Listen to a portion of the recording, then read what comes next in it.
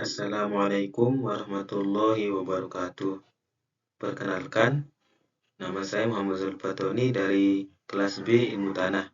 Di sini saya akan menyampaikan hasil praktikum agrogeologi yang bertemakan peran batuan terhadap peningkatan hara pada tanah vertisol dan entisol di Lombok. Di sini saya akan menyampaikan sedikit perkenalan mengenai tanah vertisol. Tanah ini umumnya kaya akan hara yang memiliki pH netral hingga alkalis. Umumnya tanah ini bertekstur liat. Nah, vertisol berasal dari kata verto yang berarti terbalik. Ialah ordo tanah yang horizon atas masuk ke dalam horizon bawah, sehingga horizon atas atau epipedon didominasi oleh horizon bawah. Ordo tanah vertisol yang dicirikan dengan kandungan liat tipe 2:1, yaitu montmorillonite, lebih dari 30% dan terdapat retakan-retakan. Dan vertisol ini banyak ditemukan di sawah, terutama pada Pulau Lombok bagian selatan. Vertisol terjadi karena adanya beberapa faktor. Ada 5 faktor utama yang mempengaruhi perkembangan tanah vertisol. Yang pertama ialah iklim, yang kedua vegetasi, relief, bahan induk, dan waktu. Sebaran vertisol di Indonesia.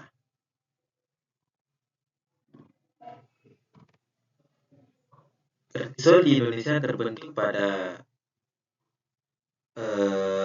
dataran yang memiliki kurang dari 300 mdpl.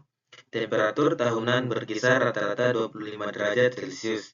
Curah hujan kurang dari 2.500 mm per tahun, dan topografi datar sampai daerah yang berlereng curam.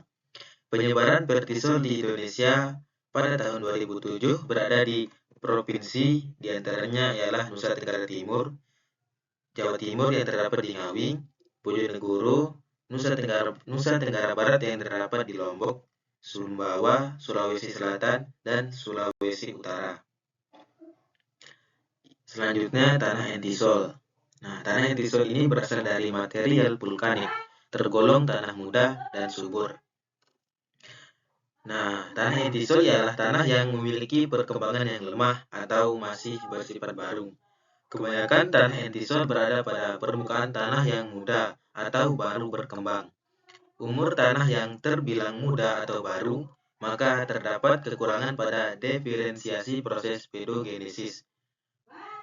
Tanah entisol merupakan saudara dari tanah andosol, tetapi biasanya merupakan perapukan dari material yang dikeluarkan oleh letusan gunung berapi seperti debu, pasir, lahar, dan lain-lain. Tanah ini juga sangat subur dan merupakan tipe tanah yang masih muda.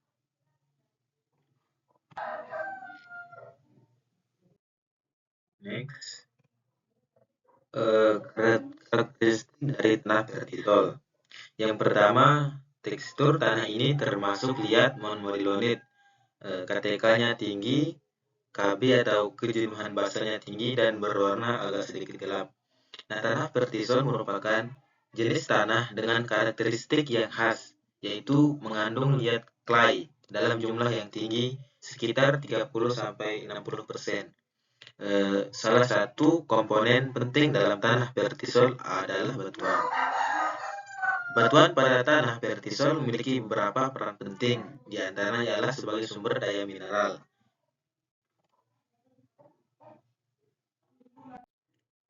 Peran batuan vertisol dan entisol.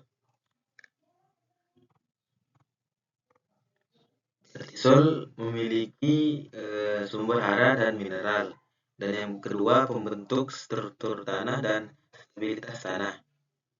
Nah, tanah vertisol merupakan jenis tanah dengan karakteristik yang khas, yaitu mengandung liat dalam jumlah yang tinggi, sekitar 30-60%.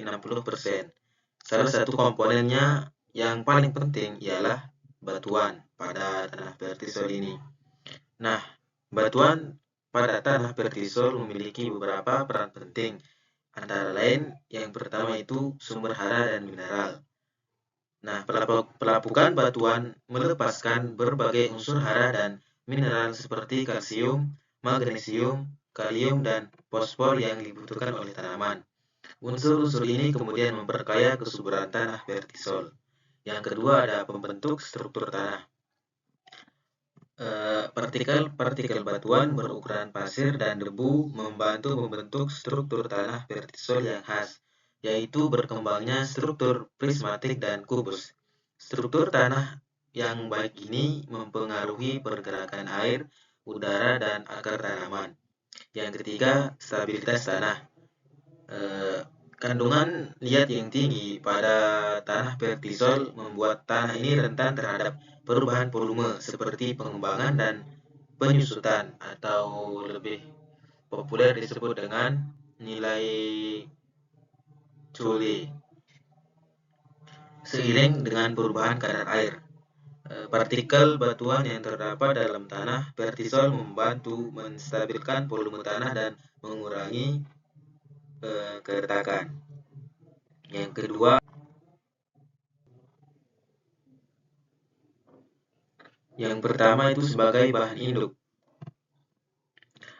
Tanah vertisol terbentuk langsung dari pelapukan batuan induk, sehingga sifat-sifat batuan induk sangat menentukan karakteristik tanah vertisol. Jenis batuan induk yang berbeda akan menghasilkan tanah vertisol dengan sifat kimia, fisik, dan mineral yang berbeda pula. Yang kedua, pembentukan tekstur. Ukuran, bentuk, dan komposisi partikel batuan akan mempengaruhi tekstur tanah vertisol, seperti kandungan pasir, debu, maupun liat. Tekstur tanah yang beragam ini akan mempengaruhi sifat-sifat tanah lainnya, seperti kemampuan menahan air, udara, dan pergerakan akar tanaman. Yang ketiga ada stabilitas tanah. Partikel batuan dalam tanah vertisol membantu memberikan stabilitas struktur tanah, terutama pada tanah-tanah yang masih muda. Hal ini penting untuk mencegah erosi dan degradasi tanah.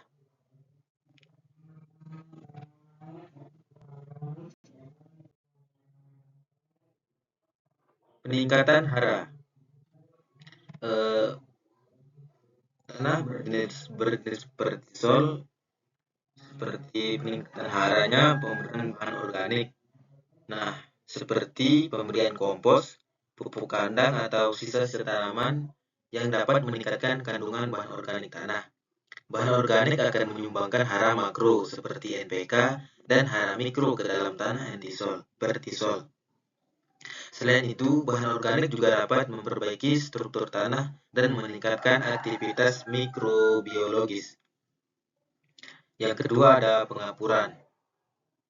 Tanah vertisol umumnya memiliki pH yang cenderung asam, sehingga membutuhkan penambahan kapur untuk meningkatkan pH. Nah, pengapuran dapat meningkatkan ketersediaan hara seperti fosfor, Ca atau kalsium, dan Mg magnesium. Yang ketiga ada pemupukan yang berimbang. Nah, aplikasi pupuk anorganik yang sesuai dengan kebutuhan tanaman atau sesuai dengan takarannya berdasarkan analisis tanah dapat memenuhi kebutuhan nutrisi tanaman. Pemberian pupuk NPK serta hara mikro seperti Fe, besi, Zn, seng, dan boron perlu diperhatikan. Yang ada penggunaan bahan pembenah tanah. Penambahan bahan pembenah tanah seperti zeolit, biochar, atau arang dapat meningkatkan kapasitas tukar kation atau KTK tanah vertisol. Hal ini dapat meningkatkan kemampuan tanah dalam memegang dan menyediakan hara bagi tanaman. Vertisol. Yang pertama itu peningkatan haranya. Yang pertama pemberian atau penambahan bahan organik. Nah, penambahan pupuk organik seperti kompos, pupuk kandang, atau sisa-sisa tanaman dapat menyumbangkan hara makro dan mikro ke dalam tanah vertisol. Nah, bahan organik juga dapat memperbaiki struktur tanah dan meningkatkan aktivitas mikrobiologis. Yang kedua ada pemupukan yang berimbang. Aplikasi pupuk anorganik yang seimbang berdasarkan analisis kebutuhan hara tanaman dapat memenuhi kebutuhan nutrisi tanaman. Yang ketiga ada pengapuran. Tanah vertisol umumnya memiliki pH yang cenderung asam, sehingga membutuhkan penambahan kapur seperti CaCO3 yang untuk meningkatkan pH. Pengapuran dapat meningkatkan ketersediaan hara seperti fosfor, kalsium, magnesium, dan lain-lain. Penggunaan bahan pembenah tanah. Penambahan bahan pembenah tanah seperti vermi, kompos, atau bahan-bahan organik lainnya, atau pupuk organik hijau atau selai lain dapat meningkatkan kapasitas tukar kation pada tanah entisol. Baik, mungkin hanya ini yang bisa dapat saya sampaikan. Kurang dan lebihnya saya mohon maaf. Wabillahi taufiq wal hidayah. Wassalamualaikum warahmatullahi wabarakatuh.